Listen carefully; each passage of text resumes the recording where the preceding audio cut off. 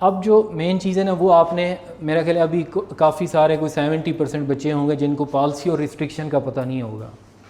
एक होती है पॉलिसी और एक होती है रिस्ट्रिक्शन। जो कोई बच्चा बता सकता है?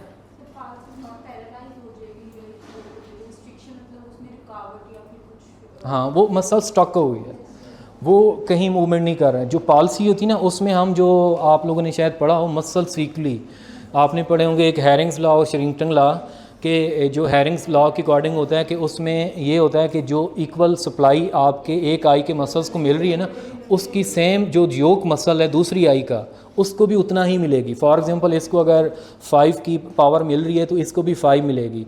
और जो शेरिंगटन लॉ है वो होता है सेम आई में कि अगर ये राइट आई है कम आपका लेटर रेक्टस है, जितनी इसको मिल रही है वो इतनी आपके इसको मीडियल रेक्टस को मिलेगी। जो शेरिंगटन लॉ है वो होता है सेम आई में।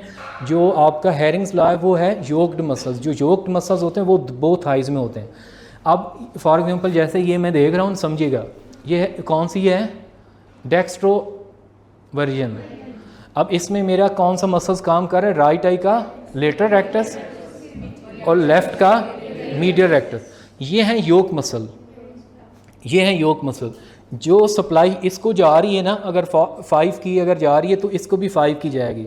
मगर जो शेरिंगटन लॉ है वो कहता है कि जो राइट आई का मीडियल रेक्टस है और राइट आई का ही जो राइट आई का जो लेटर रेक्टस है और राइट आई का जो मीडियल रेक्टस है, ये इनको दोनों को सेम होगी, वो है सेम आई।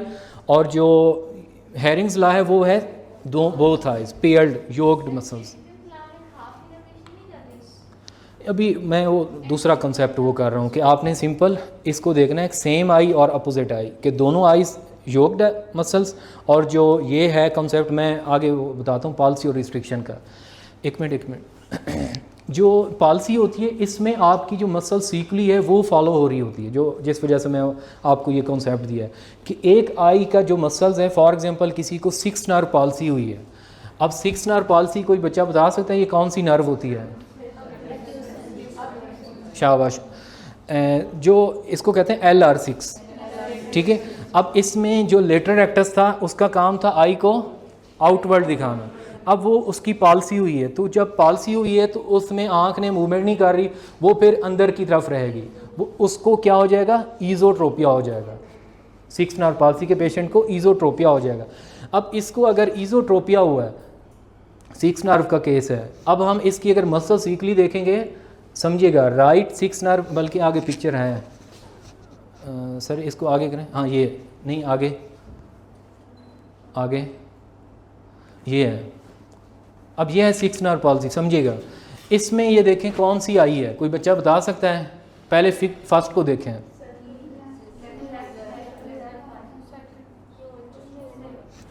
दिस वन देखें, राइट ईज़ो इसमें फील हो रहा है, ये सेंट्रल है और यहाँ पे तकरीबन आप समझें कोई 25 से 30 प्रिज्म डायोप्टर का इसको ईज़ोट्रोपिया है। ये है कौन सी गेज? प्राइमरी। पहले मेरा ख्याल है मैं आप लोगों को बताऊं कि गेज ये होती है प्राइमरी, और ये है डेक्स्ट्रो, ये लीवो, ये एलिवेशन, ये डिप्रेशन, और ये डेक्स्ट्रो एलिवेशन, और ये लीवो एलिवेशन, ये लीवो डेक्स्ट्रो डिप्रेशन, ये लीवो डिप्रेशन। ये हैं टोटल हमारी 9 गेज ऑफ पोजीशन, ठीक है। अब इसमें आपकी कमांड ऐसी होनी चाहिए, आपको पता हो कि इस पोजीशन पे कौन सा मसल है, इस पोजीशन पे कौन सा मसल्स है, इधर कौन से मसल, पेयर्ड मसल्स, योक्ड मसल।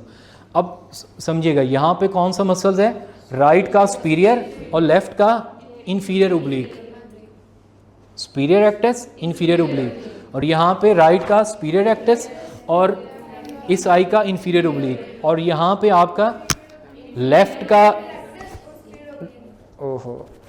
का इंफीरियर रेक्टस और राइट का सुपीरियर ओब्लिक, और यहाँ पे आपका राइट का इंफीरियर रेक्टस और सुपीरियर ओब्लिक।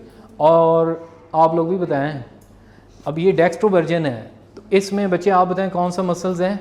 ये देखें, ये मैं इस पे देख रहा हूँ, अभी मैंने बताया भी है। राइट का कौन सा मसल है? राइट का, हाँ, इस साइड वाला, अब इस को देखें, पॉइंट आउट, ये जो मैंने किया हुआ है, अब कौन सा मसल्स यूज़ हो रहे हैं? राइट का लेटरल रेक्टस और लेफ़्ट का मीडियल रेक्टस। अब यहाँ पे मैं देख रहा हूँ ये लेफ़्ट का लेटरल रेक्टस, इसका मीडियल रेक्टस। ये अब पैटर्न आपको पता होगा तो आप डिफ्रेंशिएट इजीली करेंगे।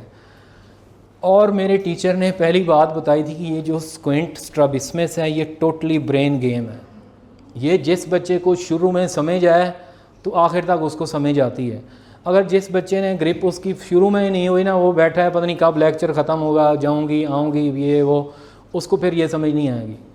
ये कोई ऐसी चीज़ नहीं है। अच्छा, ये मज़े की बात ये है कि स्क्विंट पढ़ने से नहीं आता, याद रखिएगा, पढ़ने से नहीं आता, ये पढ़ाने से आता है। ये पढ़ाने से आता है। मैंने भी प्रैक्टिकल ये चीज़ें देखी हैं, जो चीज़ें शायद उस वक्त बीइंग स्टूडेंट या जब हमें टीचर पढ़ा रहे होते थे हमें समझ नहीं आती थी, हम जब उसको पढ़ते थे फिर हम आपस में डिस्कशन करते थे। या जब हम किसी को पढ़ाते हैं ना, याद रखिएगा, मैंने हालांकि ये लेक्चर एक स्टूडेंट ने, मैंने उनको मटेरियल प्रोवाइड किया है, गाइडेंस दी है, उन्होंने प्रिपेयर किया, मैंने इसको एक दफ़ा भी नहीं देखा, ठीक है। तो बताने का मकसद ये है कि ये चीज़ जो है ना, जब आप देखेंगे, पढ़ेंगे, पढ़ाएंगे, डिस्कस करेंगे, फिर ये स्क्विंट ये चीज़ें समझ आएंगी। वरना जो है ना, ये चीज़ें आप नेट पे भी देखेंगे ना, पिक्चर देखें आप, इस पिक्चर को कोई दुनिया का कोई ऐसा बंदा इसको एक्सप्लेन कर सकता है? अच्छा चलें, आप लोगों ने तो पढ़ा हुआ है ना, आप डिग्री भी ले ली है, मेरा ख्याल है 50% बच्चे एक्सप्लेन कर लेंगे, 50% आप भी ऐसे हों जिनको इस पिक्चर की समझ नहीं आएगी। ऐसा ही है। अब ये है प्राइमरी गेज, जब सामने देख रहे हैं। अब इस पिक्चर को देखें।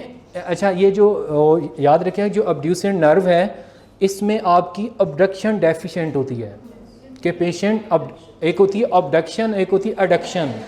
अबडक्शन मीन्स आउटवर्ड और अडक्शन मीन्स इनवर्ड। इसमें जो 6 नर्व पाल्सी होती है उसमें अबडक्शन डेफिशिएंट होता है कि मरीज़, अगर हम इधर मूवमेंट में दिखा भी रहा हूँ ना, जिसको 6 नर्व पाल्सी है वो नहीं देख पाएगा।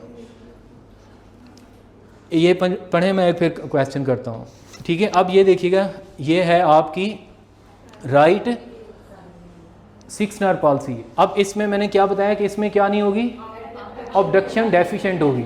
अब ये जो गेज है बच्चे, कोई बता सकता है अब क्या है? मैं हालांकि बताई है, ये हम उसकी डेक्स्ट्रोवर्जन चेक कर रहे हैं। आप लोगों को नज़र आ रहा है? वरना इधर आ जाए, पीछे हैं, इधर पीछे ईजी होके बैठे हैं। इसमें देख रहे हैं, अब ये है डेक्स्ट्रोवर्जन। डेक्स्ट्रोवर्जन में देखें ये आँख, अब ये देखें बच्चे, ये आँख कितनी अंदर आई हुई है। ये वो राइट साइड पे ये मरीज़ देख रहा है, क्योंकि अब उसकी आँख ये लिमिटेड है, अबडक्शन डेफिशिएंट है, तो वो लेफ़्ट आई तो क्योंकि नॉर्मल थी वो तो इधर आ गई है नेज़ल साइड पे, मगर जो उसकी अबडक्शन डेफिशिएंट थी वो उधर ही स्टक हुई पड़ी है। मेरी बात समझ रहे हैं? अगर इस मरीज़ को फॉर एग्जांपल कोई बंदा कह सकता है कि सर इसको आप डिफ्रेंशिएट कैसे करेंगे, राइट ईज़ोट्रोपिया है या राइट 6 नर्व पाल्सी है? हालांकि मैंने जो क्वेश्चन पूछना था,